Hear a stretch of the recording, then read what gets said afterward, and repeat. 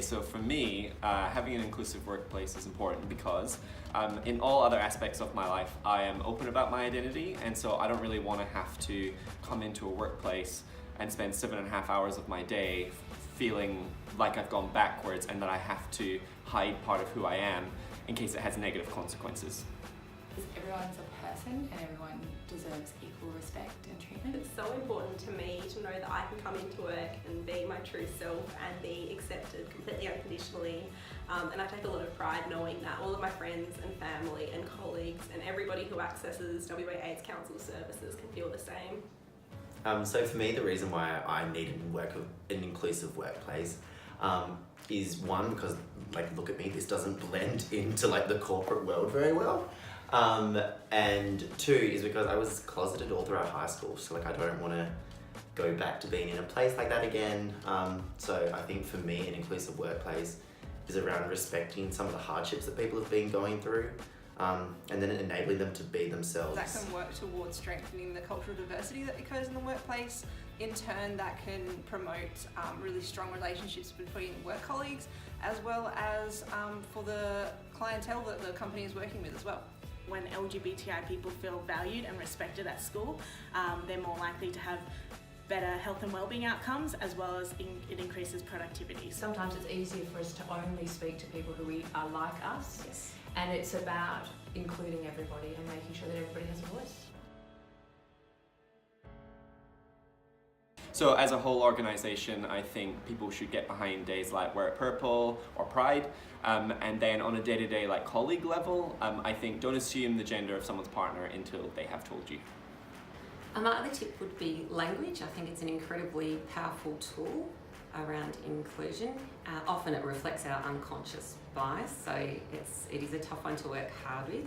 But the way we speak to each other definitely shows whether a person is valued, respected and included in the workplace. Using gender neutral bathrooms in the workplace is one way that we can make sure that our workplaces are super inclusive of LGBTI people. So for particularly non-binary or gender diverse people, it can be really hard to participate in social life when you don't have the facilities. That if someone does disclose that they're same-sex attracted or if they're gender diverse, sort of respecting the fact that that's their business to tell, so not going around and doing the old office gossip trick.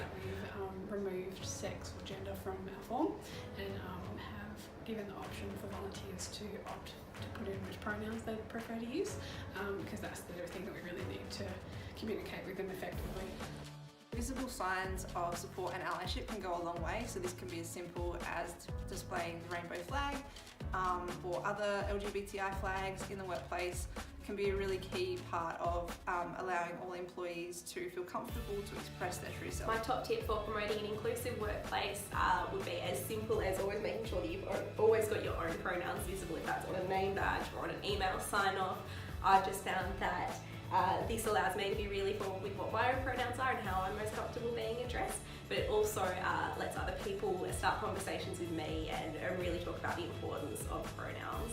Just using inclusive language, so instead of ladies and gentlemen, say everyone, or friends or team if it's a more relaxed environment, and like partner instead of boyfriend or girlfriend. If you go and see a movie that has queer themes in it, it can be really important to bring that up to people. A lot of people don't know what they're not exposed to.